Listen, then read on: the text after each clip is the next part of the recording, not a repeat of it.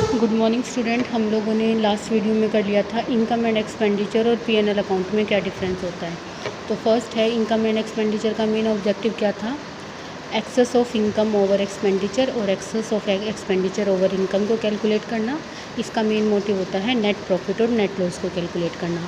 ये non for profit organisation बनाती हैं, ये प्रॉफिट ऑर्गेनाइजेशन बनाती है।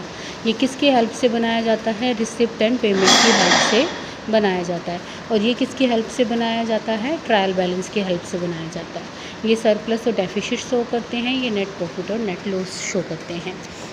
उसके बाद है बैलेंस शीट। बैलेंस शीट वैसी होती है जैसे आप और ऑर्गेनाइजेशन की बैलेंस शीट बनाते हैं, केवल एक चीज़ चेंज होती है। जैसे और में तो हम क्या लिखते थे, कैपिटल वर्ड लिखते थे ना पार्टनरशिप के अंदर, इसके अंदर वर्ड लिखा जाता है कैपिटल फंड।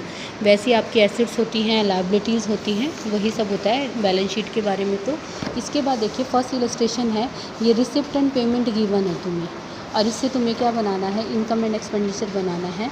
तो देखो जो पेमेंट होती है वो क्या होता है, तुम्हारा एक्सपेंसेस। तो इसको तो कहाँ लिख दोगे, टू साइड में। और जो रिसिप्ट होती है वो तुम्हारी क्या होती है, इनकम, उसको कहाँ लिख दोगे, बाय साइड में। ये आप केवल रीड आउट कर लीजिएगा, क्योंकि जो मेन क्वेश्चन स्टार्ट होगा वो सेकंड क्वेश्चन से स्टार्ट होगा, ठीक है। इसके बाद है सम इम्पॉर्टेंट टर्म्स। ये इम्पॉर्टेंट है क्योंकि देखिए चैप्टर बिल्कुल नया है आप लोगों के लिए, तो इन टर्म्स को याद करना बहुत ज़रूरी है। फर्स्ट है सब्सक्रिप्शन, हिंदी में इसको कहा जाता है चंदा। सब्सक्रिप्शन जो होता है वो इनकम है मेन नॉन प्रॉफिट एंटिटी के लिए। सब्सक्रिप्शन का मतलब होता है चंदा। देखो जो भी इसके मेंबर्स होते हैं वो हर साल एनुअली या मंथली क्या देते हैं, अपनी ऑर्गेनाइजेशन को कुछ चंदा देते हैं, ताकि ऑर्गेनाइजेशन का काम ढंग से चलता रहे। तो ये कहाँ शो होता है, रिसिप्ट एंड पेमेंट अकाउंट की डेबिट साइड, क्योंकि रिसिप्ट एंड पेमेंट अकाउंट की डेबिट साइड क्या होती है, रिसिप्ट। तो इसको टू सब्सक्रिप्शन करके शो किया जाता है। और फिर हम इसको कहाँ दिखाते हैं, इनकम एंड एक्सपेंडिचर अकाउंट की क्रेडिट साइड यानी कि इनकम साइड में शो कर देते हैं, जो करंट ईयर का सब्सक्रिप्शन होगा वो।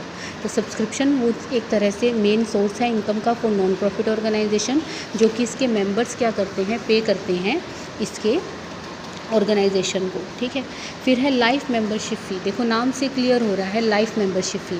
लाइफ मेंबरशिप फ़ी का मतलब पूरे वर्ष के, पूरे जीवन के लिए एक साथ क्या दे देती है, कुछ मेंबर्स लमसम पेमेंट कर देते हैं। Once in their life time it is receipt from capital receipt, यानी कि वो हर साल देने की बजाय क्या करते हैं, पूरी लाइफ की फ़ी एक साथ दे देते हैं। तो ये क्या मानी जाती है, कैपिटल रिसिप्ट मानी जाती है, और इसे दिखाया जाता है बैलेंस शीट की लायबिलिटी साइड। देखो इन चीज़ों में आपको क्या याद रखना है कि सब्सक्रिप्शन कहाँ आता है, इनकम एंड एक्सपेंडिचर अकाउंट के इनकम साइड आता है। लाइफ मेंबरशिप फी कहाँ आती है, ये आपकी बैलेंस शीट में कैपिटल फंड में क्या हो जाती है, ऐड हो जाती है, ठीक है। ये कहाँ ऐड हो जाती है, तुम्हारी बैलेंस शीट के कैपिटल फंड में क्या हो जाएगी, ऐड हो जाएगी, ठीक है, समझ में आ गया। एंडोनमेंट फंड, ये बहुत बार पूछा जाता है पेपर के अंदर। एंडोनमेंट फंड अराइज होता है as a gift income devoted by specific purpose, यानी कि अगर किसी स्पेसिफिक पर्पज़ के लिए कोई गिफ्ट या कोई कुछ पैसा दिया जाता है तो वो क्या कहलाता है, तुम्हारा एंडोनमेंट फंड कहलाता है। ये परमानेंट इनकम नहीं हो, परमानेंट मतलब कि रेगुलर इनकम नहीं है। तो हम इसे कहाँ दिखाते हैं, एंडोनमेंट फ़ंड को भी कैपिटल रिसिप्ट मानते हैं, और इसे बैलेंस शीट की लायबिलिटी साइड में सेपरेट आइटम की तरह ट्रीट करते हैं। तो सब्सक्रिप्शन कहाँ आया, इनकम एंड एक्सपेंडिचर अकाउंट की इनकम साइड। लाइफ मेंबरशिप भी कहाँ आई, बैलेंस शीट की लायबिलिटी साइड में कैपिटल फंड में ऐड हो जाता है। और एंडोनमेंट फंड भी कैपिटल रिसिप्ट होती है, ये बैलेंस शीट में सेपरेट आइटम की तरह शो की जाती है। उसके बाद है आपकी एंट्रेंस फ़ी या एडमिशन फ़ीस। देखो नाम से ही क्लियर है, एंट्रेंस फ़ी। एंट्रेंस फ़ी का मतलब जो भी कोई नया मेंबर आता है संस्था ऑर्गेनाइजेशन में, कोई भी नया मेंबर आएगा तो उससे क्या ली जाती है, एंट्रेंस फ़ी ली जाती है। It is receive from new member apart from amount of annual subscription, यानी कि वार्षिक चंदे के अलावा जो उसके अलावा जो एक नए मेंबर से फ़ीस ली जाती है उसको हम क्या कहते हैं, एंट्रेंस फ़ी कहते हैं। और ये फर्म की पॉलिसी, ये ऑर्गेनाइजेशन की पॉलिसी पे डिपेंड करता है कि वो उसको रिवेन्यू रिसिप्ट मानेगी या कैपिटल रिसिप्ट मानेगी। देखो अगर रिवेन्यू रिसिप्ट मानेगी तो कहाँ आएगा, इनकम एंड एक्सपेंडिचर अकाउंट की इनकम साइड, और कैपिटल रिसिप्ट मानेगी तो कहाँ आएगा, इसकी बैलेंस शीट में आएगी।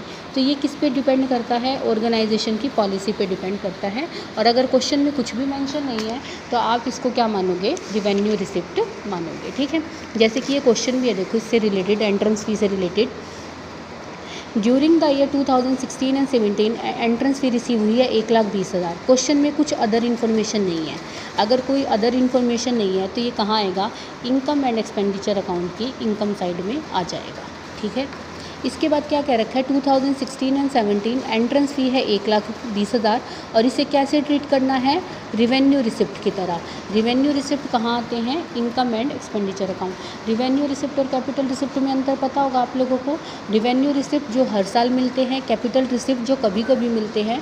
तो रिवेन्यू हमेशा आपके किस में आता है, इनकम एंड एक्सपेंडिचर में या जैसे प्रॉफिट एंड लॉस में, और जो आपकी कैपिटल आती है वो बैलेंस शीट में आती है। इसके बाद है 1,20,000 है और इसको ट्रीट करना है capital receipt. Capital receipt treat करना है तो कहाँ आएगा, कैपिटल फंड में ऐड हो जाएगा। ठीक है, और फोर्थ केस क्या है, 1,20,000 रुपये मिले हैं, 30% को कैपिटलाइज करना है तो क्या करोगे, 30% तो कहाँ ऐड कर दोगे, कैपिटल फंड में ऐड कर दोगे, और बचा हुआ 70% कहाँ ऐड कर दोगे, तुम्हारा इनकम एंड एक्सपेंडिचर अकाउंट। तो 1,20,000 का 70% 84,000 तो कहाँ आएंगे, इनकम एंड एक्सपेंडिचर अकाउंट में, और बचे हुए 30% कहाँ पे आ जाएंगे, कैपिटल फंड में ऐड हो जाएंगे। उसके बाद आपका वर्ड दे रखा है स्पेसिफिक डोनेशन। देखो नाम से क्लियर है, स्पेसिफिक। स्पेसिफिक का मतलब होता है विशेष। जो कोई विशेष डोनेशन मिलता है, जैसे मान लो जो पैसा मिला है डोनेशन का, क्योंकि इन लोगों को डोनेशन बहुत मिलता है नॉन प्रॉफिट ऑर्गेनाइजेशन को।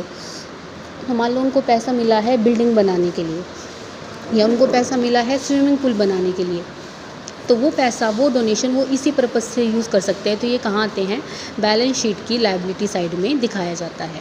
जनरल डोनेशन का मतलब होता है सामान्य दान।